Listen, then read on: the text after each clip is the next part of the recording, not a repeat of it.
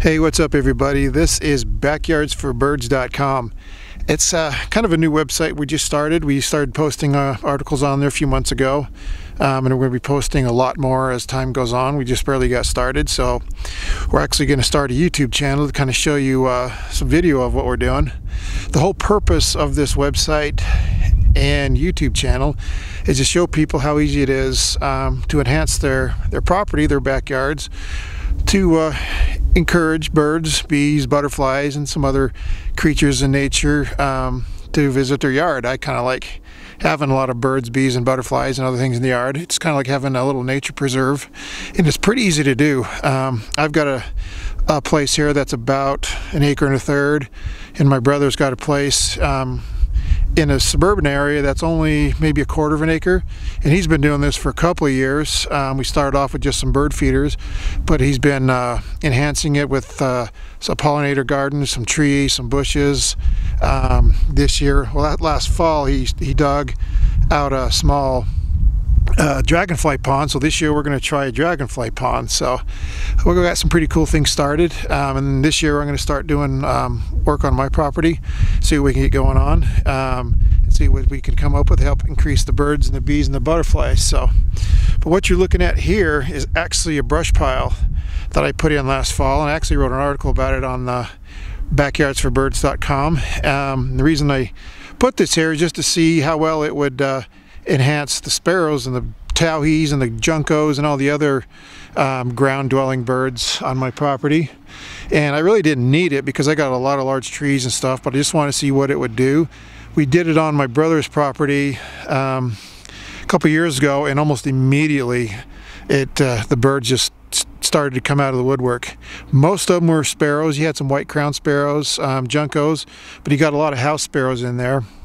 And actually this spring, he decided he's going to get rid of the brush pile and just start planting a lot of native bushes and stuff around his property. So he's going that route. But for a while there, we had a lot of birds coming in just because of the brush pile. So there's some advantages and disadvantages to the brush pile. It did attract some mice, which is one of the reasons he decided to get rid of it. And I'm going to get rid of mine eventually and put more bushes in here. And it can be a fire hazard if it dries out and you have it in the wrong spot. But it is a short-term solution to bring in some birds if they don't have any cover while you plant cover like bushes and trees to grow. But he's got some of his established, so he really doesn't have much need for it, and I really don't have any need for mine because I've got a lot of large trees on my property. So I just did it as an experiment. So, but that's one of the things we're working on.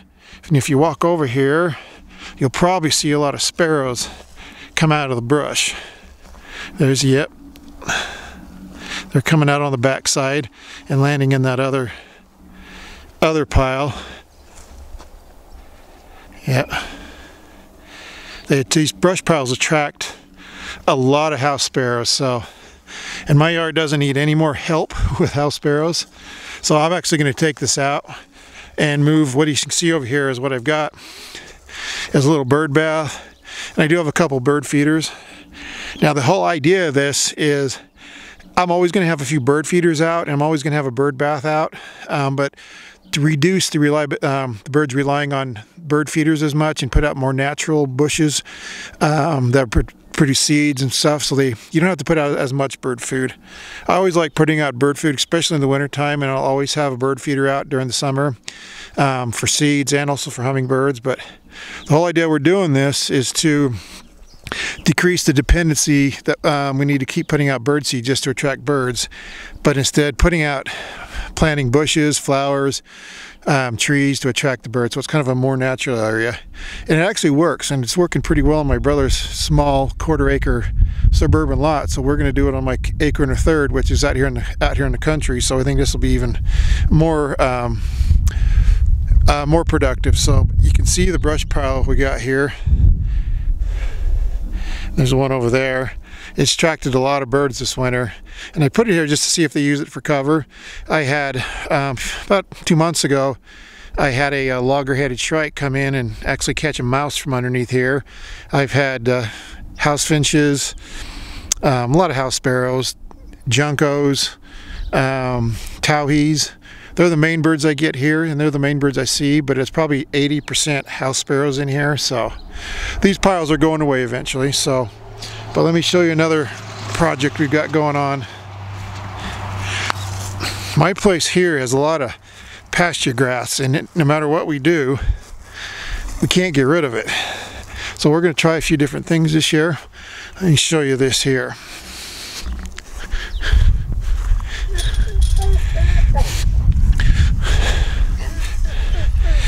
This area here, you can see it's all bare. I did this area and that section there. I put tarps on them to try and kill the pasture grass. This area here was actually a year before, and this area I did last fall. And this shows you how much this pasture grass can grow back if you don't do anything with it. I didn't do anything with it, I just let it sit and see what happened, and it's starting to come back. So what we're going to do with this piece, and we learned this at my brother's house, is we're going to try and put several inches of good thick mulch down. He uses bark chips, I think it was red cedar bark chips, and he has very little weeds at his place. Now he doesn't have the pasture grass that I do, but he has snake grass and other stuff that he's had to deal with. So, but the mulch, the big thick pile of mulch, mostly the bark, has been really beneficial in keeping his weeds down. So we're going to try that here and see if it'll help keep the weeds down on this little, it's about 10 by 10, 10 by 15 feet section, and see if it works. And if it does, we're going to start expanding it to other areas. So this is our first project. We're going to put some bark, some mulch down here, a couple 2-3 inches thick, see if it keeps that pasture grass down, and maybe plant a couple of bushes or a Russian sage in here and see what happens. Most everything we're going to plant, we're going to try and plant low water, so we don't have to be dependent on watering everything so often. So a lot of this is going to hopefully be native and kind of low water. So, but that's what we're going to do with this little section. I think I'm going to try and get some Russian sage in here, and maybe another bush, like a we got common snowberry bushes that I was going to try and see if they'll work out here. They're kind of native out here. So, but anyway, this is what we're going to try and get rid of some of this pasture grass. Now the rest of this area, we actually got a friend who's going to bring some goats out here and keep this this area kind of mowed down and grazed down a bit if the goats will take the grass. From what I understand, they're typically browsers, so they like bushes and shrubs and low trees, but hopefully they will work on the grass as well. So that's kind of the plan this year, is we're going to put some goats out here and also some chickens out here. We've got a little bit of an earwig problem out here. I've tried planting stuff in the past, and some of it gets eaten almost overnight because of the earwigs. But I've come up with one solution that actually kind of helps, and I'll show you that in a later video. But we're also going to try maybe 40-50 chickens out here and kind of let them kind of free range for the summer and see if that helps with the bug problem, especially the earwigs. So that's something to watch forward for this summer that we're going to work on and see how well it works. So let me walk around the other parts of the yard and kind of show you some other stuff we're going to be working on. All right, this is our front lawn, and as you can see, it's just a lawn. What we're going to do is slowly get rid of this lawn and start planting some bushes out here. I started today, actually. Right here, I planted a Russian sage root, and we'll see if it works. My brother's got a lot growing in his yard, so we dug up a little bit of root while it's dormant and planted it in here, and hopefully it'll work. They attract a lot of bees. So that's kind of one of the purposes of this whole endeavor, is to increase pollinators, bees, butterflies, And Russian sage is actually very good to attract bees. I think somewhere I've got a video I'll have to find of some bees on his Russian sage last fall, and it's just incredible how many bees it attracts. So, but this is the first thing we're doing in the front yard, and I'm probably going to till a lot of this up this year and get rid of the grass. I'm tired of watering it and mowing it, and I don't use it for anything. So I thought we could use it more beneficially for our project for birds, bees, butterflies, and kind of enhance it for a little bit of nature. So this lawn will be going away soon. That's my first shovel full right now, but I'm gonna keep working at it and hopefully get rid of all this lawn. So let's go take a look at another part that we're working on. Okay, this is the backyard, and right now it looks like a hot mess. It's kind of overgrown. I planted it last year and with some wildflowers and some sunflowers, and just kind of let it do what it's going to do. But this year I'm going to clean it up a little bit, maybe till it under and start over. I've got a bunch of seeds. I actually buy seeds. This is kind of interesting. I actually buy seeds from a dollar store. I think it's the Dollar Tree, and they cost $1, and each box will do about 100 square feet, a 10 by 10 section, and I've had really good luck with them sprouting and growing and blooming, and so is my brother. So I'm sold on these cheap seeds we get from the dollar store, and that's what I planted here, and they'll probably come back this year. But I'm gonna clean this area up a little bit, maybe even till it all under and put some more seeds down, or I just may mow it down and just plant the seeds on it anyway. But this is where I had a kind of a pollinator garden here last year, and I did try to plant some vegetables, but the earwigs were so bad. And this is where we're gonna run some of the chickens in here and hopefully get some of the earwigs down, see if that actually works. So what I've got over here, I did it was 2 years ago. I planted, it's not very good, it's kind of small. That's actually a choke cherry stem. Nothing's blooming yet, everything's still kind of dormant. It's second week of March, so stuff hasn't started growing yet. But the choke cherry here we planted for swallowtail butterflies. It's a host plant for the swallowtail, so that when that grows up, it'll hopefully attract swallowtails, and I get them in my yard. I've got some green ash trees, which I think they also lay the eggs on. So this section here, I call this Pollinator Row. It's just a straight line. I've planted some pollinator plants here last year and the year before. I've got some milkweed that'll be growing up. I actually have another Russian sage right there, which doesn't do good right here because in the summertime this area doesn't get as much sun as I'd like. I got to trim some trees down to get some more light in here. I've got, last year I planted, this is some yarrow, and that did really well. The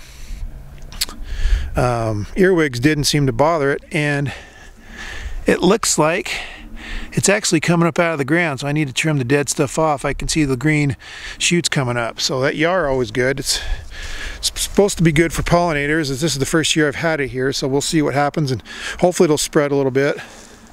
This right here is, let me get my shadow out of the way, is lamb's ear. Now this is very attractive to bees, but the only downside is, and it doesn't bother me here because I got a big place, is it can spread quite a bit, especially by seeds. In fact, we got this from my mom's place, and she didn't know where it came from. I think the place across the street may have, see, they've got it and the seeds may have blown across, or birds may have brought them across, and she's had it show up in her yard, I don't know, 7, 8, 9 years ago, and it spread quite a bit. So this lamb's ear is really attractive to pollinators, but it does spread quite a bit. So if you want a nice pollinator plant that spreads real quickly, lamb's ear is a way to go, and it actually grows up to be a couple feet tall, and it puts out seeds in the fall. This hasn't started growing yet, as I can tell. Yeah, actually it has. I do see some new shoots coming up, so I got to clean some of that dead stuff off. So I do have a couple of plants in here. I actually forget the name of them because they don't do very well. These plants I put in here, they're perennials, and the earwigs eat them to death. I got to remember what name they are. They might be, well, I'm not even going to be venture a guess because I can't remember what they are. I'll look it up and put it there in the blog article. But anyway, the last one I planted, I just put this in today. This is another root of a Russian sage I got from my brother's house. So this is, let's see, I got 3 now in my yard. So this is what I'm hoping will grow. And Russian sage actually does spread quite a bit. It's kind of, well, I'd kind of say it's invasive a bit. People always complain about butterfly bush being invasive, but Russian sage is pretty invasive. But I plant it, and it's actually pretty common in people's yards because it does spread, but it attracts, probably more than anything I've ever seen, it attracts bees. It's really good for bees. But it does spread through roots and I believe through seeds. And it doesn't need much water. My brother's place has some growing in areas that gets no water except for what little rainfall, which during the summer isn't much, and he's had it spread in some areas that is not watered at all, and it's growing, so it can spread. So Russian sage is a really good pollinator plant, but it does have a tendency to spread, so you got to kind of keep it in check. But I'm hoping on my 1 1/3 I'm going to let things get a little spread a little bit, and because I want to cover this whole 1 1/3 and bushes, plants, flowers, trees, everything that works for bees and pollinators and stuff. So I'm not too worried about it spreading a little bit. In fact, I hope it does spread a little bit. When it gets out of control, I'll kind of rein it back, but for now I'm going to let some of these things take off and do what they're going to do. So I do have over here, now I'm not sure how well this is going to work because it's in the shade a lot, but I actually dug this up. You probably can't see it too well, but this is an Oregon grape holly. Now, from what I understand, this is actually good for birds. I've seen a lot of birds kind of go after the seeds at my mom's house, which is where we got this start. And where she's got it planted, it's actually grown to be, about 7, 8 feet, 9 feet tall, and it's actually growing during the summertime. It's actually in some oak brush, so it's in a lot of shade. So hopefully this one will take off and grow, because I didn't plant it in the best spot, but hopefully knowing that it grew in the shade in my mom's house, it'll kind of grow here. So this is, I planted it last fall, so it's hasn't had much time to grow, so hopefully this year it'll get going. So but this is kind of the plan for this year, is kind of work on this area here and get some things growing. I'm going to try and plant some bushes back here, along with some wildflower seeds like I've had in here before, and go from there. So we're going to see how well this works this year and enjoy what comes, because this is I also do put a bird bath in here too, and that's kind of one of the reasons I'm putting some bushes in here to attract the birds. They come down and they always like to land in a bird bath, especially if there's a little bit of cover around. So we're going to plant some bushes that go maybe 5, 6 feet tall and put the bird bath in there right next to it. I've had a bird bath in here before next to some sunflowers. I had some 2 years ago. I had a really good patch of Mexican sunflowers, which attracted a lot of hummingbirds and a lot of butterflies. Even had some monarchs, but they didn't grow very well last year. I think the sparrows kind of got the seeds before they took root. I had a little patch of sunflowers grow here, but nothing really took off because I think the sparrows cleaned me out when I tried to plant it again this year, which is one reason I want to go more perennials and do less annuals, because I've got a lot of sparrows in my yard. So hopefully I can combat that with not having to put out as many annuals and not having to eat the seeds before they get germinated. So so that's the plan. So we're going to hopefully get a bird bath put back in here and get several bushes in here, so bring the birds down to eye level so we can watch them a little bit more and enjoy them. Now, one last thing I want to show you. This is kind of the motivation of doing all this, are the birds. Now, you won't be able to see with this small lens, but right there is a great horned owl. They've been living in my yard all winter long, and I get them from time to time throughout the many years I've lived here, so it's not uncommon to see them. But they're neat to have. I have a pair of them that usually here every day. Today I've only got one. Some days I don't see them. Some days I'll see both of them. They're about 40 feet from my back door. So every morning I come out, you look up and see the great horned owls, and this is kind of my motivation for creating a bird, butterfly, bee habitat here, because I just like having nature here, and this is one of my favorite things of all time is the great horned owl. So I really like having this kind of stuff in my backyard. So I kind of like to work on my yard and try to encourage more wildlife. I get a lot of butterflies here in the summer, especially monarchs and swallowtails, and a lot of smaller butterflies, and a lot of birds in these big tall trees that I can't identify because they're way up there. But it's really enjoyable to have a lot of nature close by. So this is kind of the motivation when you can come out and look at cool stuff like this. So anyway, if you're interested in backyard bird watching, backyard nature, and learning how to increase this kind of stuff in your yard, whether it's out in the country like I am or middle of the city, subscribe to this channel and go to backyardsforbirds.com and subscribe to the blog, and each time I write a blog article you'll get an email notification. So take a look at those things, and we'll catch you on the next video.